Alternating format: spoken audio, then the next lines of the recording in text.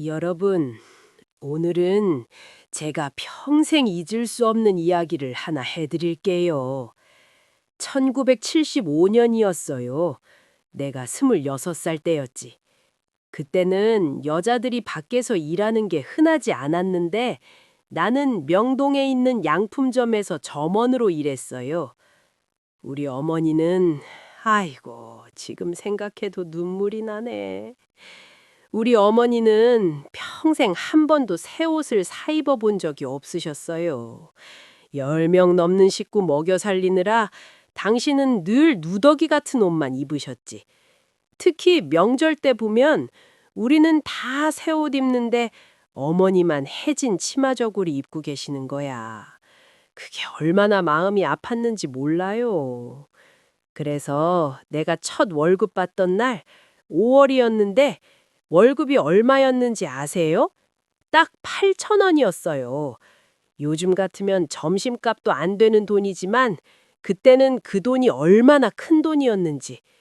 나는 그 월급 봉투를 받자마자 바로 동대문 시장으로 달려갔어요. 그리고 한복집을 한 군데 한 군데 다 돌아다녔지. 어머니 한복해드리려고 하는데 제일 좋은 걸로 주세요. 사장님이 그러시더라고. 따님, 효녀시네. 어머니 복이 많으셔. 저고리감 고르고 치맛감 고르고 아이고 그때 그 설레던 마음. 한복 맞춤하는데 6,000원이 들어갔어요. 남은 2,000원으로는 어머니가 좋아하시는 약과 한 봉지 샀고요. 그리고 2주 뒤에 한복이 나왔어요. 연두색 저고리에 자주색 치마. 어찌나 예쁘던지. 그걸 들고 집에 갔는데 어머니가 밭에서 일하고 계시더라고. 어머니, 이리 좀 오세요. 어머니가 땀 뻘뻘 흘리면서 오셨는데 내가 한복을 펼쳐 보였어요. 어머니, 이거 드리라고 샀어요. 입어보세요. 그랬더니 우리 어머니가 아이고, 지금 생각해도 눈물이 나네. 어머니가 그 한복을 보시더니 그냥 주저앉아서 우시는 거예요. 이 귀한 걸 어떡해. 네 첫 월급인데. 너 쓸 데가 얼마나 많은데. 나도 같이 울었어요. 둘이 한참을 안고 울었지. 그날 저녁에 어머니가 그 한복을 입으셨는데 세상에 우리 어머니가 그렇게 고우실 수가 없었어요. 평소에는 일만 하시느라 늘 힘들어 보이셨는데 그날은 정말 공주님 같으셨어. 어머니가 거울 앞에서 이리저리 돌아보시면서 수줍게 웃으시던 모습, 그게 70년이 지난 지금도 눈에 선해요. 그 뒤로 어머니는 그 한복을 너무 아껴서 명절 때만 입으셨어요. 10년 넘게 입으셨는데도 새 것 같았지. 어머니가 돌아가실 때 1987년이었는데 마지막으로 내가 죽으면 그 연두저고리 입혀달라고 하셨어요. 그래서 우리 어머니는 그 한복을 입고 가셨습니다. 지금도 가끔 꿈에 어머니가 나타나시면 꼭 그 연두저고리 입고 계세요. 그리고 웃으시면서 이렇게 말씀하시는 것 같아요. 우리 딸이 사준 옷이 이 세상에서 제일 좋더라.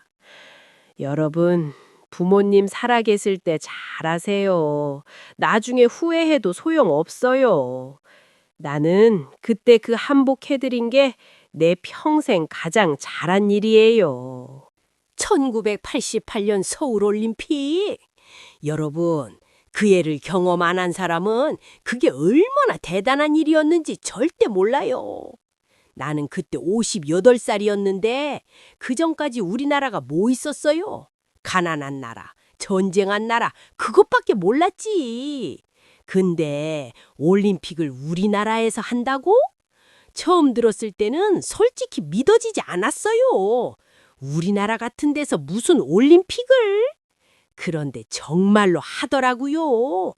1986년부터인가 서울 곳곳에서 공사가 시작됐어요. 잠실에 큰 경기장 짓고 도로 넓히고 건물 새로 짓고 우리 동네도 완전히 바뀌었어요. 좁았던 길이 넓어지고 여기저기 꽃도 심고 그리고 올림픽 준비한답시고 사람들이 영어 공부를 시작했어요. 나는 그때까지 헬로우밖에 몰랐는데 경로당에서도 How are you? 이러고 배웠다니까요. 택시기사들은 Where are you going? 배우고 가게 주인들은 How much? 배우고 온 나라가 올림픽 준비로 난리였어요. 그리고 드디어 1988년 9월 17일 개막식 날이었는데 아이고 그날은 정말 온 국민이 TV 앞에 앉아 있었어요. 우리 집도 온 가족이 모였지. 아들, 딸들 다 오고 손주들도 오고 개막식이 시작됐는데 세상에 나는 그때까지 그렇게 화려한 걸 본 적이 없었어요. 색색깔의 옷 입은 사람들이 춤추고 불꽃 터지고 노래하고 그리고 호돌이 아유 그 귀여운 호랑이 인형 손주가 호돌이 인형 사달라고 해서 샀는데 2만 원이나 했어요. 그래도 기쁜 마음에 사줬지. 개막식 중에 제일 감동적이었던 게 뭔지 아세요? 태극기가 올라가고 애국가가 울려 퍼질 때 나는 그때 울었어요. 우리 같이 가난하게 살던 사람들이 이런 큰 행사를 한다니. 옆에 있던 우리 남편도 울고 아들도 울고 며느리도 울고 온 가족이 다 울었어요. 올림픽 기간 내내 정말 신기했던 게 외국 사람들이 우리나라에 이렇게 많이 온다는 거예요. 금발머리, 검은 피부, 큰 키. 길 가다가 외국인 보면 신기해서 계속 쳐다봤어요. 우리 동네 아주머니는 외국인한테 김치 주려고 쫓아다녔다가 도망가는 외국인 봤다고 하더라고요. 그리고 경기들. 양궁에서 금메달 따고 유도에서 금메달, 탁구에서도 금메달. 특히 여자 핸드볼 팀. 우리가 금메달 땄잖아요. 그날은 온 동네가 난리였어요. 사람들이 길거리로 나와서 대한민국 외치고 나도 손주 안고 나가서 같이 소리 질렀어요. 58살에 그렇게 뛰어본 게 처음이었어. 올림픽이 끝나고 나서는 뭔가 우리나라가 달라진 것 같았어요. 외국 사람들이 우리나라를 알게 됐고 우리도 자신감이 생겼고 아, 우리도 할 수 있구나. 우리도 이제 잘 사는 나라가 되는구나. 그전까지는 늘 우리는 가난해, 우리는 못해 이렇게 생각했는데 올림픽 이후로는 생각이 바뀌었어요. 지금 젊은 사람들은 한국이 원래 잘 사는 나라인 줄 알지만 우리가 얼마나 힘들게 여기까지 왔는지. 1988년 서울올림픽은 우리에게 희망을 준 거예요. 우리도 할 수 있다는 희망. 그래서 나는 지금도 가끔 올림픽 영상을 찾아봐요. 손주가 유튜브로 보여주는데 볼 때마다 눈물 나요. 그때 그 감동, 그때 그 자부심. 여러분, 2002년 월드컵도 좋았지만 우리한테는 88 올림픽이 진짜 특별해요. 그때 우리가 세계에 보여줬어요. 대한민국은 이제 다릅니다! 라고. 여러분, 나는 30년을 시장에서 살았어요. 1968년부터 1998년까지 딱 30년. 남편이 일찍 돌아가시고 내가 28살에 과부가 됐어요. 세 자식을 데리고 어떻게 살아야 하나 막막했지. 그때 시어머니가 그러시더라고. 며느리, 시장 가서 장사해봐라. 사람들은 밥은 먹고 살아야 하니까. 그래서 시작한 게 어묵 장사였어요. 처음에는 정말 아무것도 몰랐어요. 어묵이 뭔지도 제대로 몰랐는데 새벽 4시에 일어나서 부산 어묵 공장에서 떼어오고 냄비에 끓이고 시장에 나가 팔고 첫날은 손님이 한 명도 안 왔어요. 하루 종일 서 있었는데 한 명도. 그날 저녁에 집에 가서 울었어요. 내가 뭘 잘못한 걸까? 그런데 옆 가게 아주머니가 오시더니 그러시더라고. 언니, 첫날은 다 그래. 나도 첫날 하나도 못 팔았어. 근데 매일 나오면 단골이 생겨. 그 말이 맞았어요. 일주일, 한 달, 석 달 매일 같은 자리에서 장사하니까 사람들이 알아보기 시작하더라고. 아, 여기 어묵집! 그리고 맛있게 만드는 비법도 생겼어요. 국물은 무조건 멸치 육수에 다시마를 넣고 어묵은 직접 튀기고 파는 아끼지 않고 듬뿍 넣고 그랬더니 손님이 늘기 시작했어요. 특히 겨울에는 장사가 잘 됐어요. 추운 날 뜨끈한 어묵 국물 한 컵이면 온몸이 녹으니까. 학생들이 많이 왔어요. 학교 끝나고 와서 아줌마 어묵 주세요. 그럼 내가 큰 거 2개 꽂아주고 국물 가득 담아주고 500원 받았어요. 요즘으로 치면 5,000원? 아니 더 비싸려나? 그 학생들 중에 한 명이 지금 의사 됐어요. 얼마 전에 병원에 갔다가 우연히 만났는데 아줌마, 저 기억하세요?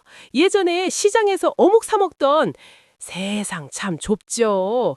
장사하면서 재미있는 일도 많았어요.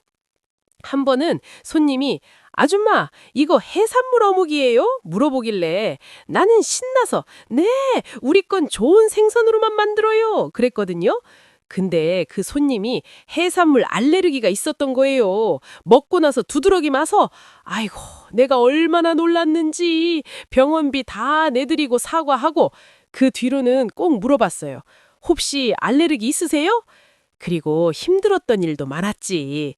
한겨울에 영하 10도에도 나가야 했고 여름에는 더워서 땀이 비 오듯 쏟아지고 특히 비 오는 날은 손님이 없어서 재료가 다 남아요. 그럼 집에 가져와서 동네 사람들 나눠주고 그래도 버틸 수 있었던 건 애들 때문이었어요. 큰애가 중학교 들어갈 때 엄마 학용품 사야 돼요. 그러면 나는 새벽에 일어나서 더 열심히 팔았어요. 오늘은 5,000원 더 벌어야 해. 둘째가 고등학교 입학할 때 교복 사야 해서 한 달 동안 정말 악착같이 벌었어요. 셋째가 대학 갈 때는 등록금이 그때 100만 원이었나? 나는 석 달 동안 하루도 안 쉬고 일했어요. 명절도 안 쉬고 비와도 나가고 그렇게 모은 돈으로 등록금 내고 그때 얼마나 뿌듯했는지 몰라요. 시장 아주머니들끼리는 정도 많이 들었어요. 누가 아프면 다 같이 병문안 가고 경조사 있으면 다 같이 가고 특히 순댓국 아줌마하고 나는 친구였어요. 지금도 연락해요. 1998년 IMF 때 시장이 완전히 죽었어요. 사람들이 어묵도 안 사 먹고 하루 종일 서 있어도 10,000원도 못 버는 날이 많았지. 게다가 나이도 68살이 됐고 그래서 가게를 정리했어요. 30년 하던 결 접는다는 게 쉽지 않았는데 마지막 날 단골 손님들이 다 왔어요. 아줌마, 그동안 고생하셨어요. 아줌마 어묵이 제일 맛있었어요. 나는 그날 울었어요. 30년의 세월이 주마등처럼 지나가더라고. 지금도 가끔 그 시장 가봐요. 내가 있던 자리에 다른 사람이 장사하고 있어요. 그 모습 보면 뭉클해요. 아, 내가 여기서 30년을 버텼구나. 세 자식 다 대학 보내고 다 결혼시키고 손주도 보고 다 그 어묵 팔아서 한 거예요. 지금 애들한테 말해요. 너희가 밥 먹고 공부할 수 있었던 건 엄마 어묵 덕분이다. 그럼 애들이 웃으면서 엄마 알아요. 고생 많으셨어요. 그래요. 여러분, 일하는 게 힘들어도 가족 위해서 하면 버틸 수 있어요. 나는 지금도 그 시절이 자랑스러워요. 30년 한 번도 안 쉬고 한 번도 안 빼먹고 매일 나갔던 그 시절. 그게 내 인생에서 제일 빛나는 시간이었어요. 1970년대 새마을 운동. 아이고, 그때 우리가 얼마나 열심히 일했는지 몰라요.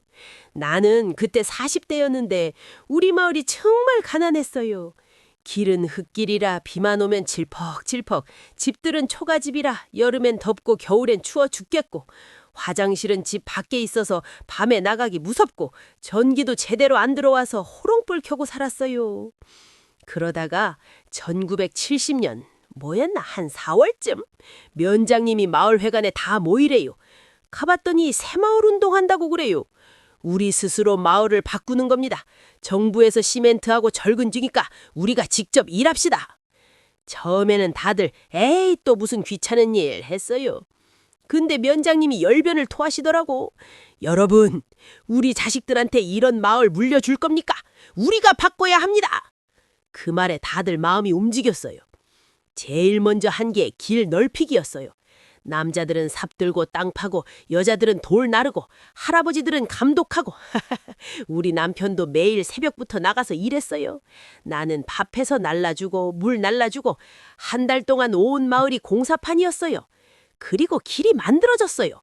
시멘트로 포장된 길. 비가 와도 안 질퍽거리고 차도 다니고 얼마나 신기했는지. 애들이 그 길에서 미끄럼 타면서 놀고 지금 생각하면 웃겨요. 그 다음은 지붕 개량. 초가지붕을 슬레이트로 바꾸는 거였어요.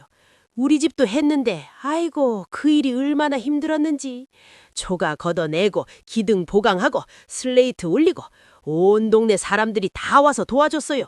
오늘은 김씨네 집 하면 다 모여서 일하고 내일은 박씨네 집 하면 또 가고 품앗이라고 서로 돕는 거죠. 밥은 그 집에서 해주는데 보리밥에 된장찌개였지만 그렇게 맛있을 수가 없었어요. 다 같이 일하고 나면 막걸리 한 사발씩 마시고 그때가 진짜 정이 많았어요. 그리고 마을 회관도 새로 지었어요. 예전에는 땅바닥에 앉는 작은 초가집이었는데 새로 지으니까 딱 근사한 건물이 된 거예요. 거기서 회의도 하고 마을 잔치도 하고 애들이 공부도 하고 우리 마을의 중심이 된 거죠. 새마을 운동하면서 재미있었던 게 마을마다 경쟁했어요. 우리 마을이 제일 잘한다 해서 상도 주고 새마을 기도 주고 우리 마을은 한번 1등 했어요. 그때 얼마나 자랑스러웠는지. 면장님이 와서 깃발 주고 상금도 줬는데 그 돈으로 마을 애들한테 공책 사줬어요. 근데 힘든 일도 많았어요. 한여름에 일하느라 땀이 비오듯 하고 한겨울에도 공사하느라 손발이 얼고 특히 여자들은 집안일도 하고 밖에 나가 일도 하고 이중고였기. 그래도 해냈어요. 우리가 다 해냈어요. 1973년쯤 되니까 우리 마을이 완전히 달라졌어요. 길은 포장됐고 집은 슬레이트 집이 됐고 전기도 제대로 들어오고 상수도도 들어오고 옛날에는 우물에서 물 길어 날라야 했는데 이제는 집에서 수돗물이 나와요. 처음 수도꼭지 틀었을 때 물이 콸콸 나오는 거 보고 우리 딸이 엄마 신기해 그랬어요. 지금 생각하면 그게 뭐 대단한가 싶지만 그때는 정말 엄청난 변화였어요. 가장 기억에 남는 건 마을 사람들이 하나 됐다는 거예요. 평소에는 저 집은 우리 집보다 잘 산다. 저 집이랑 우리 집이랑 사이가 안 좋다. 이랬는데 새마을 운동하면서는 다 같이 일하고 다 같이 밥 먹고 다 같이 웃었어요. 그게 진짜 공동체라는 거죠. 요즘 사람들은 옆집에 누가 사는지도 모르고 산다는데 우리 때는 달랐어요. 마을 사람들이 다 가족 같았어요. 새마을 운동이 좋았는지 나빴는지는 사람마다 생각이 다르겠지만 나는 그때가 좋았어요. 힘들었지만 보람 있었고 우리가 직접 우리 마을을 바꿨다는 게 자랑스러웠어요. 지금도 그때 만든 길이 있고 그때 지은 마을 회관이 있어요. 가끔 그 앞을 지나가면 생각해요. 아, 이게 우리가 만든 거구나. 우리 손으로. 여러분, 함께하면 뭐든 할 수 있어요. 우리가 그걸 증명했어요. 결혼 50년. 사람들이 금혼식 한다고 축하해 주는데 솔직히 말할까요? 이 50년이 전부 행복했던 건 아니에요. 나는 1968년에 결혼했어요. 21살 때. 중매로 만났는데 상견례 때 딱 한 번 보고 결혼했어요. 그때는 다 그랬죠, 뭐. 결혼하고 나서 알았어요. 우리 남편이 얼마나 고집쟁이인지. 처음에는 남자가 원래 그런가 보다 했는데 아니 우리 남편이 특히 심한 거였어요. 아침에 밥상 차려주면 국이 짜다, 싱겁다, 뜨겁다, 식었다. 매일 뭔가 불만이 있는 거야. 나도 처음 몇 년은 참았어요. 시집온 며느리니까. 근데 10년 참고 20년 참고 30년째 되니까 이제 안 참아지더라고. 한 번은 내가 밥상 딱 엎어버렸어요. 당신이 해봐. 매일 밥 먹으면서 불평만 하지 말고. 우리 남편이 그때 처음으로 놀란 표정 지었어요. 그 뒤로는 좀 조용해졌어요. 근데 또 웃긴 게 남편이 밖에서는 멋쟁이에요. 친구들 만나면 우리 마누라가 밥을 얼마나 잘하는지 자랑하고 다니더라고. 집에서는 불평만 하면서. 이중성 아닙니까? 그래도 남편한테 고마운 점도 많아요.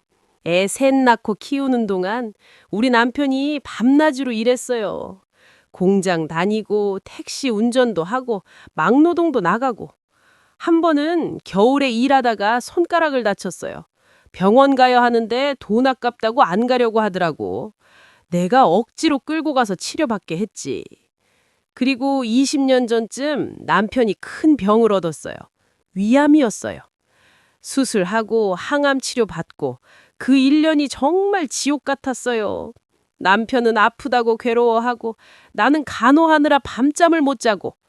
근데 그때 알았어요. 내가 이 사람을 얼마나 사랑하는지. 평소에는 밉기도 하고 짜증나기도 했는데 죽을 뻔하니까 세상이 무너지는 것 같더라고. 병원에서 밤새 남편 손잡고 기도했어요.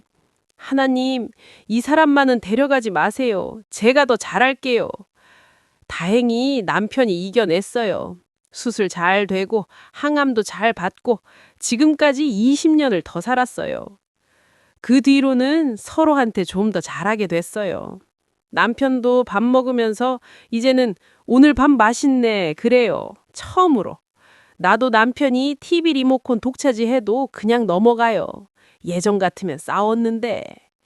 사람들이 50년 같이 사는 비결이 뭐예요? 물어보면 나는 이렇게 대답해요. 참는 거요. 그리고 포기하는 거요. 참는 거는 알죠? 화나는 거 꾹꾹 눌러 참는 거. 포기하는 거는 상대방 바꾸려고 하지 말라는 거예요.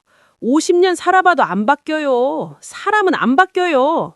고집쟁이는 계속 고집쟁이고 꼼꼼한 사람은 계속 꼼꼼하고 그러니까 포기하고 그냥 받아들이는 거죠. 저 사람은 원래 저래 하고. 그리고 또 하나. 서로 의지하게 돼요. 나이 들면. 요즘 우리 남편 다리가 안 좋아서 걷기 힘들어해요. 나는 시력이 안 좋아서 잘 안 보여요. 그래서 우리 둘이 외출하면 내가 남편 부축하고 남편이 나한테 길 알려주고 그러면서 생각해요. 아, 이래서 부부구나. 서로 없으면 안 되는구나. 젊었을 때는 몰랐어요. 혼자서도 잘 살 것 같았는데 나이 들고 보니 혼자는 외롭고 힘들어요. 옆에 누가 있다는 게, 같이 밥 먹을 사람이 있다는 게, 저녁에 이야기할 사람이 있다는 게 그게 행복이더라고요. 어제도 저녁에 남편이랑 앉아서 TV 보는데 남편이 갑자기 여보 그래요. 왜? 우리 오래 살자. 뭔 소리야 갑자기. 그냥 나 먼저 가면 당신 혼자 외로울까 봐. 그 말 듣고 나도 모르게 눈물이 나더라고. 평생 말도 안 잘하는 사람이 그런 말을 하니까. 당신도 나 먼저 가면 외롭잖아. 우리 같이 오래 살자. 그렇게 말하고 같이 있었어요. 50년. 참 긴 시간이에요. 미운 날도 많았고 사랑스러운 날도 많았고 무덤덤한 날도 많았고 근데 그 모든 날이 모여서 우리가 된 거예요. 여러분, 결혼 생활이 항상 행복하지는 않아요. 힘들고 짜증나고 싸우고 그래도 계속 가는 거예요, 함께. 그게 사랑이에요. 50년 사랑. 1985년 2월 우리 큰아들이 대학에 합격했어요. 서울대는 아니었지만 우리 집안에서 대학 간 사람이 처음이었어요. 합격 통지서 들고 온 아들, 지금도 그 얼굴이 눈에 선해요. 엄마, 나 붙었어. 대학 붙었어. 나는 그 순간 주저앉아서 울었어요. 기쁜 것도 있었지만 사실은 걱정이 더 컸어요. 등록금을 어떻게 마련하지? 그때 대학 등록금이 한 학기에 80만 원이었어요. 요즘 같으면 별거 아니지만 그때 우리 집에는 80만 원이 하늘의 별 따기였어요. 남편은 공장 다니는데 월급이 20만 원, 나는 식당에서 설거지 하는데 한 달에 10만 원. 석 달치 월급을 모아도 모자라는 돈이었어요. 그날부터 나는 일을 하나 더 시작했어요. 낮에는 식당 설거지, 저녁에는 아파트 청소, 집에 오면 밤 11시, 12시. 너무 피곤해서 씻지도 못하고 그냥 쓰러져 자는 날이 많았어요. 남편도 공장 끝나고 택시 운전 아르바이트 시작했어요. 우리 둘 다 하루에 서너 시간밖에 못 잤어요. 아들한테는 말 안 했어요. 아이가 공부에 집중하지 못할까봐. 엄마 아빠는 괜찮아. 너 공부나 열심히 해. 근데 아들이 알았나 봐요. 어느 날 집에 오니까 아들이 눈물 흘리면서 그러더라고. 엄마, 나 대학 안 갈래. 엄마 아빠 너무 힘들어 하시잖아. 그때 내가 아들 손 꽉 잡고 말했어요. 세상에 엄마가 자식 공부시키는 게 힘들다고 포기하는 사람이 어딨니? 넌 걱정하지 말고 공부만 해. 그리고 더 열심히 일했어요. 한 번은 너무 피곤해서 설거지 하다가 그릇을 깼어요. 식당 주인 아주버니가 화를 내시더라고. 당연하죠. 그런데 내가 그만 그 자리에서 울어버렸어요. 죄송해요. 제가 요즘 잠을 못 자서 아들 대학 보내야 해서. 그랬더니 주인 아주머니가 화를 거두시더니 언니, 그럼 진작 말하지. 내가 월급 좀 더 줄게. 근데 그릇은 조심해. 그날 5만 원을 더 받게 됐어요. 세상에는 따뜻한 사람들도 있어요. 그렇게 석 달을 일해서 겨우 80만 원을 모았어요. 등록 마지막 날, 그날이 3월 5일이었나? 우리 가족이 다 은행 가서 돈을 찾았어요. 10만 원짜리 지폐 8장. 그걸 봉투에 넣고 아들한테 줬어요. 이거 가지고 학교 가서 등록해. 아들이 그 봉투를 봤더니 울더라고. 엄마, 미안해. 그리고 고마워. 미안할 것 없어. 너 열심히 공부해서 좋은 사람 되는 게 엄마한테 보답하는 거야. 아들이 등록하러 학교에 간 그날 나는 집에서 혼자 울었어요. 기쁜 것도 있었고 뿌듯한 것도 있었고 그동안 참았던 피로가 한꺼번에 쏟아져서 그리고 생각했어요. 이제 끝이 아니구나. 앞으로 4년 8학기를 더 해야 하는구나. 막막했지만 어쩌겠어요. 엄마니까. 그 뒤로도 4년 동안 계속 그렇게 살았어요.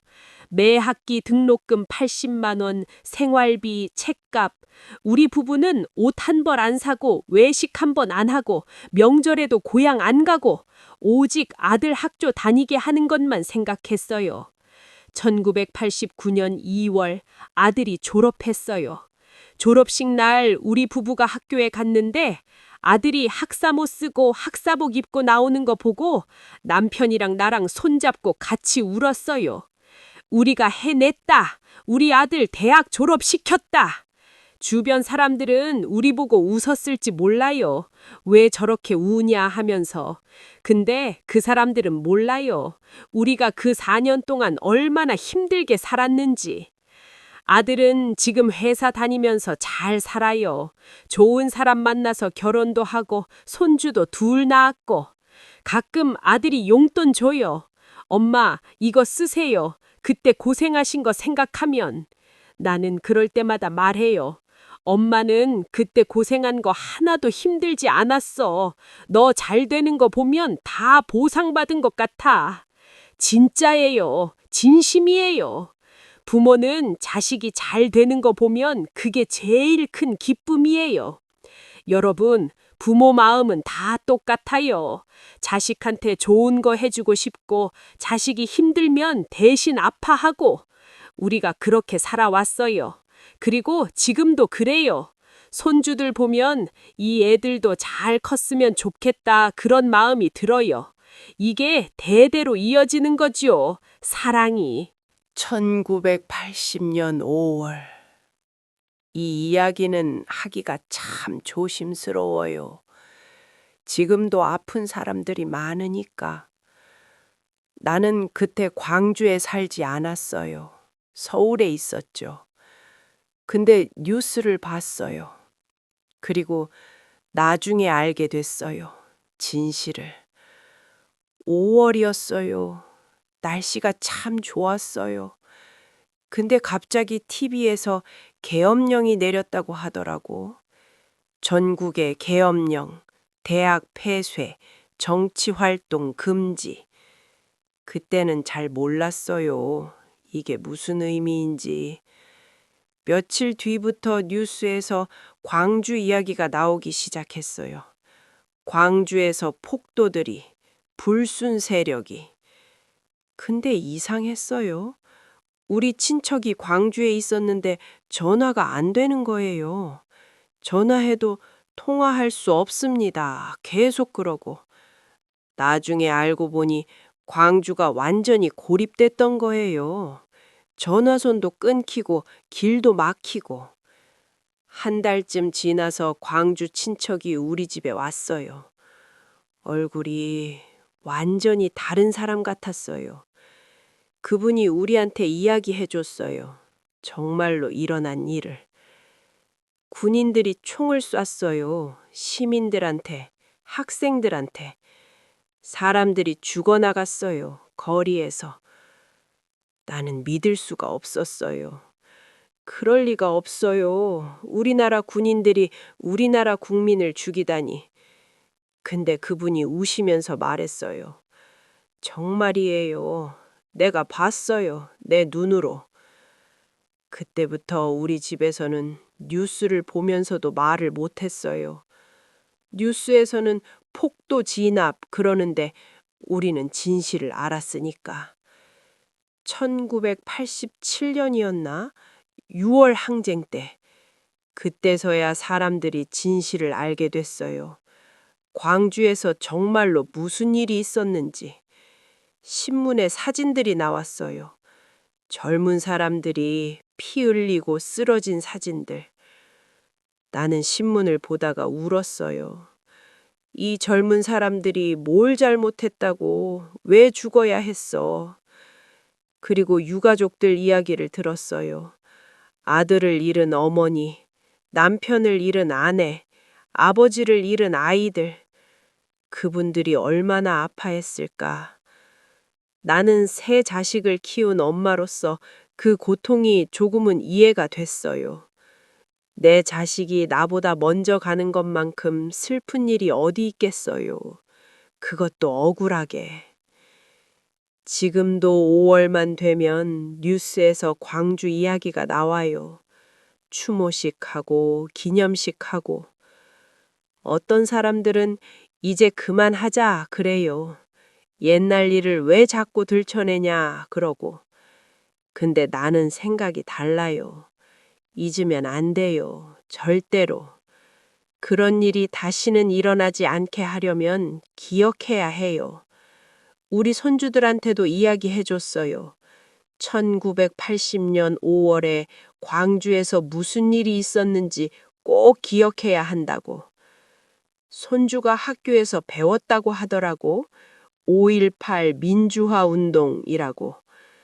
그때 내가 물었어요. 그래, 그게 뭔지 아니? 손주가 대답했어요. 할머니, 나라가 국민을 지켜야 하는데 오히려 국민을 해친 거예요. 그래서 사람들이 민주주의를 지키려고 싸운 거예요. 그 말을 듣고 나는 그냥 손주를 꼭 안아줬어요. 그래, 맞아. 네가 그걸 아는 게 중요해. 역사는 기억되어야 해요. 특히 아픈 역사는 더더욱. 그래야 다시는 그런 일이 안 일어나니까.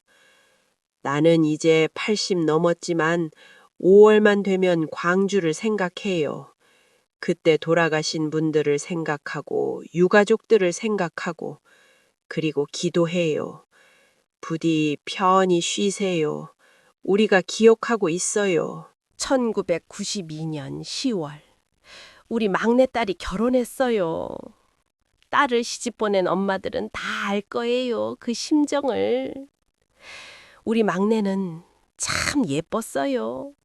세 자식 중에 막내라서 그런지 제일 애교도 많고 제일 말도 잘 들었어요. 언니 오빠는 반항도 하고 대들기도 했는데 막내는 한 번도 그런 적이 없었어요. 엄마, 오늘 뭐 먹을까? 내가 도와줄까? 항상 이렇게 물어보고 내가 아프면 제일 먼저 걱정해주고 그런 딸이었어요. 28살에 신랑감을 데려왔어요. 엄마, 제가 결혼하고 싶은 사람이 있어요.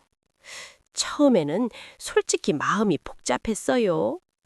벌써? 우리 막내가 벌써 시집을 가? 근데 신랑감 보니까 괜찮은 청년이더라고. 예의 바르고 우리 딸 잘 대해주고 남편이 괜찮은 것 같은데 그래서 나도 고개 끄덕였어요. 결혼 준비하는 동안 참 감정이 이상했어요. 기쁜 것도 있었고 슬픈 것도 있었고 딸이 신혼집 구하려고 돌아다니는 거 보면 아, 이제 내 곁을 떠나는구나 싶고 예단 준비하고 이불 준비하고 하나하나 준비하면서 이제 이 애가 남의 집 사람이 되는구나 생각하면 눈물이 나더라고. 특히 혼수이불 쌀 때. 옛날에는 엄마가 직접 바느질해서 이불 만들어줬는데 나는 못하니까 사서 준비했지만 그래도 딸 생각하면서 하나하나 골랐어요. 이 이불에서 우리 딸이 잘 잘까? 이 베개가 편할까? 결혼식 전날 밤 딸이 내 방에 들어왔어요. 엄마, 잠 안 와? 응, 엄마도 잠이 안 오네. 둘이 밤새 이야기했어요. 딸이 어렸을 때 이야기, 학교 다닐 때 이야기, 친구들 이야기. 그러다가 딸이 갑자기 울더라고. 엄마, 나 시집가기 싫어. 계속 엄마랑 살고 싶어. 나도 울었어요. 바보 같으니 시집가면 행복하게 사는 거야. 엄마는 괜찮아. 근데 진짜로는 괜찮지 않았어요. 내 마음도 가지 마 그러고 있었는데 엄마니까 참은 거죠. 결혼식 날 딸이 웨딩드레스 입고 나왔을 때 나는 그냥 넋이 나갔어요. 우리 딸이 이렇게 예뻤나? 화장하고 드레스 입은 모습이 천사 같았어요. 하객들이 다들 신부가 너무 예쁘다 그러는데 나는 울고 있었어요. 아이고, 화장 다 지워졌어. 식이 진행되는 동안 나는 계속 울었어요. 딸이 바닥에 절하고 남편이랑 같이 절하고 엄마 아빠 그동안 감사했어요. 건강하세요. 그 말 듣는데 심장이 찢어지는 것 같았어요. 감사하긴 뭘. 엄마가 너한테 더 잘해줬어야 하는데. 식이 끝나고 딸이 떠날 때 신랑이 딸 손잡고 차에 태우는 거 보면서 나는 남편 팔을 붙잡고 서 있었어요. 그렇게 안 하면 달려가서 딸 붙잡을 것 같아서. 차가 떠나가는 거 보면서 계속 울었어요. 옆에 남편도 울고 있더라고. 우리 막내가 간다. 집에 돌아와서 딸 방에 들어갔어요. 침대도 있고 책상도 있고 인형들도 있고 근데 주인이 없으니까 너무 휑하더라고. 그날 밤 나는 딸 방에서 잤어요. 딸 베개에 안고 딸 이불 덮고 딸 냄새가 나는 것 같았어요. 일주일쯤 지나서 딸한테 전화 왔어요. 엄마, 나 잘 지내. 걱정하지 마. 그래, 잘 지내면 됐다. 밥은 잘 먹고? 잘 먹어. 엄마 보고 싶어. 엄마도 보고 싶다. 근데 자주 오지 마. 시댁에서 뭐라 그러면 안 되니까. 그렇게 말했지만 속으로는 매일 와라 그러고 있었어요. 지금은 손주도 둘 낳고 잘 살아요. 가끔 명절 때 우리 집에 오면 나는 딸만 따라다녀요. 배고프지? 뭐 먹을래? 엄마가 해줄까? 옆에서 사위가 웃으면서 그래요. 어머님, 저희 엄마도 저렇게 안 해주는데? 그러면 나는 대답해요. 당연하지. 딸이랑 며느리랑 다르지. 솔직한 게 좋잖아요. 여러분, 딸 키워본 엄마들은 다 알 거예요. 딸 시집 보내는 게 얼마나 마음 아픈지. 근데 어쩌겠어요. 보내야죠. 딸이 행복하면 그걸로 된 거예요. 1998년쯤이었나? 손주가 나한테 PC방이라는 데 가자고 하더라고. PC방이 뭐야? 할머니, 거기 가면 컴퓨터로 게임도 하고 인터넷도 해요. 컴퓨터? 인터넷? 나는 그때까지 컴퓨터를 만져본 적도 없었어요. TV에서나 보던 거였지. 근데 손주가 하도 가자고 해서 따라갔어요. PC방에 들어갔는데 세상에 방 전체가 컴퓨터로 가득 차 있는 거예요. 이게 뭐야? 여기가 우주선이야? 사람들이 다 화면 보면서 손으로 뭘 막 누르고 있고 어떤 애들은 소리 지르면서 아, 죽었어! 그러고. 나는 겁이 났어요. 여기 무슨 싸우는 데야? 손주가 나를 자리에 앉히더니 컴퓨터를 켜줬어요. 할머니, 이게 마우스예요. 이걸 이렇게 움직이면 마우스? 쥐? 나는 그 쥐 같은 거를 쥐고 막 흔들었어요. 이렇게? 아니, 할머니, 탁자 위에서 이렇게 밀어야 해요. 아이고, 어렵네. 그 당대에 키보드라는 걸 가르쳐 줬어요. 할머니, 여기 글자들 있죠? 이걸 누르면 화면에 나와요. 나는 조심조심 한 글자씩 눌렀어요. 아, 을, 니. 할머니를 쓰는데 5분이 걸렸어요. 손주가 웃으면서 할머니 너무 느려요 그러더라고. 얘야, 할머니는 처음이잖아. 그리고 인터넷이라는 걸 보여줬어요. 할머니, 여기 보세요. 이게 포털 사이트예요. 여기서 뭐든지 찾을 수 있어요. 뭐든지? 그럼 김치찌개 레시피도 있어? 당연하죠. 손주가 찾아줬는데 진짜 있더라고요. 세상에, 이 기계가 김치찌개 끓이는 법도 알아? 그때부터 나는 신기해서 이것저것 물어봤어요. 그럼 날씨도 알아? 응, 알아요. 뉴스도 볼 수 있어? 당연하죠. 그럼 우리 집 주소 찾으면 나와? 손주가 웃으면서 지도 검색을 보여줬는데 진짜 우리 집이 나오는 거예요. 어머, 우리 집이다. 이 기계가 우리 집을 어떻게 알아? 신기하고 무섭고 그랬어요. 이거 나쁜 사람이 보면 우리 집 찾아오는 거 아니야? 손주가 할머니 걱정 마세요 하면서 웃더라고. 그리고 제일 신기했던 게 이메일이라는 거. 할머니, 이걸로 편지를 보낼 수 있어요. 미국에 있는 사람한테도. 미국? 편지가 어떻게 미국을 가? 인터넷으로 가요. 1초 만에. 나는 믿어지지 않았어요. 우리 때는 편지 보내면 일주일 걸렸는데. 그럼 우표는? 우표 필요 없어요. 돈은? 돈도 안 내요. 세상이 정말 달라졌구나. 그날 PC방에서 2시간을 있었는데 나는 피곤해서 죽는 줄 알았어요. 화면만 보니까 눈도 아프고 머리도 아프고 나오면서 생각했어요. 요즘 젊은 애들은 대단하네. 이런 걸 매일 하고. 집에 와서 남편한테 자랑했어요. 여보, 나 오늘 PC방이라는 데 갔어. 남편이 그게 뭔데? 그래서 내가 한참 설명했어요. 컴퓨터, 인터넷, 마우스, 키보드. 남편이 쓸데없는 데 가지 말고 집에나 있어 그러더라고. 하지만 나는 신기했어요. 그 뒤로 가끔 손주가 PC방 가자고 하면 따라갔어요. 그러다가 2000년대에 집에도 컴퓨터가 생겼어요. 손주가 할머니, 이제 혼자서도 할 수 있어요? 그래서 물론이지. 근데 사실 못했어요. 지금은 스마트폰이 있어서 그거 쓰는데 PC방은 이제 PC방도 옛날 얘기네요. 요즘 애들은 PC방이 뭔지도 모를 거예요. 세상 참 빨리 변해요. 나 같은 할머니도 컴퓨터 만져보는 세상이 왔는데 앞으로 또 어떻게 변할까요? 무섭기도 하고 기대도 돼요. 우리는 가난했어요. 정말 가난했어요. 근데 행복했어요. 1970년대 우리 집은 작은 단칸방이었어요. 부부의 자식 셋, 5 식구가 그 작은 방에서 살았지. 밥 먹을 때는 밥상 펴고 잘 때는 이불 펴고 낮에는 이불을 개서 한쪽에 쌓아놓고 그 공간에서 애들이 놀고, 좁았지만 나쁘지 않았어요. 아침에 일어나면 5 식구 얼굴을 다 볼 수 있었거든요. 일어났어? 밥 먹자. 밥상도 작았어요.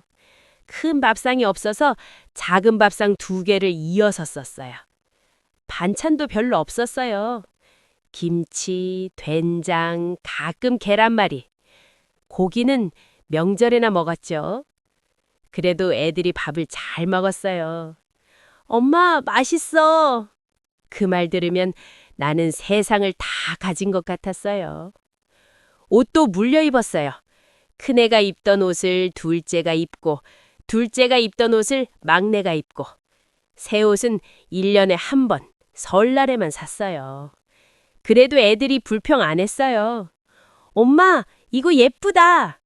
물려받은 옷인데도 좋아하더라고. 겨울에는 추웠어요. 연탄불을 떼는데 방 하나뿐이니까 온 식구가 거기 모여 있었죠. 애들은 아빠 무릎에 앉고 나는 불 위에 주전자 올려놓고 차 끓이고, TV는 흑백이었어요. 근데 채널도 2개밖에 없었어요. 그래도 일요일 저녁에 온 가족이 모여서 드라마 보는 게 행복했어요. 엄마, 저 사람 나쁜 사람이야? 나쁜 사람이야. 그럼 벌 받아야 해. 애들이 TV 보면서 하는 말 듣는 게 재미있었어요. 명절 때는 더 행복했어요. 설날이나 추석 때면 친척들이 다 모였어요. 우리 집에도 동생들이 오고 조카들도 오고, 좁은 방에 15명이 모여서 떡도 먹고 송편도 먹고, 애들은 마당에서 뛰어놀고 어른들은 화투치고, 시끌벅적했지만 그게 좋았어요. 가족이 함께 있다는 게. 한 번은 남편 월급날이었어요. 남편이 일찍 들어오더니 봉투를 내밀었어요. 여보, 이번 달은 보너스도 받았어. 나는 그 돈을 세어봤는데 평소보다 10,000원 더 많았어요. 10,000원! 요즘으로 치면 얼마일까? 10만 원? 더? 나는 기뻐서 오늘은 고기 사자 했어요. 시장 가서 삼겹살 500g 사고 콜라도 사고 과자도 사고. 그날 저녁 우리 집은 잔치집 같았어요. 애들이 엄마, 오늘 무슨 날이야? 물어서 오늘은 아빠가 회사에서 칭찬받은 날이야. 그랬어요. 남편이 쑥스럽게 웃고 애들이 아빠 대단해. 그러고. 그 순간이 지금 생각해도 행복해요. 지금은 손주들한테 용돈도 주고 뭐든 사줄 수 있는데 그때는 10,000원 가지고 그렇게 좋아했어요. 가진 게 없었으니까 작은 것에도 감사했던 거죠. 요즘 사람들은 다 잘 살아요. 큰 집에 살고 좋은 차 타고 외국 여행도 가고. 근데 가끔 보면 행복해 보이지 않아요. 얼굴에 웃음이 없어요. 우리 때는 가난했어도 웃음이 많았는데 왜 그럴까요? 생각해 봤어요. 그때는 비교할 대상이 없었어요. 다 같이 가난했으니까. 옆집도 우리 집만큼 가난하고 동네 사람들도 다 비슷하고 그러니까 부럽지 않았어요. 근데 지금은 비교를 너무 많이 해요. SNS 보면 다른 사람들은 다 잘 사는 것 같고 그러니까 불행해지는 거예요. 그리고 또 하나. 그때는 가족이 전부였어요. 일 끝나고 집에 오면 가족이 있고 힘들 때 기댈 곳도 가족이고. 근데 지금은 가족끼리도 각자 바빠요. 같이 밥 먹는 시간도 없고. 그러니까 외로운 거예요. 나는 지금 잘 살아요. 연금도 나오고 애들이 용돈도 주고. 근데 가끔 그때로 돌아가고 싶어요. 작은 단칸방에서 5 식구가 모여있던 그때로. 남편도 건강했고 애들도 어렸고 우리도 젊었고 가진 건 없었지만 서로가 있었던 그때로. 여러분, 행복은 돈으로 살 수 없어요. 물론 돈이 있으면 편해요. 나도 알아요. 근데 진짜 행복은 사랑하는 사람과 함께 있는 거예요. 그거 하나는 확실해요. 70 넘게 살아보니까 그게 진리더라고요. 가난했지만 행복했던 우리. 그때가 그리워요.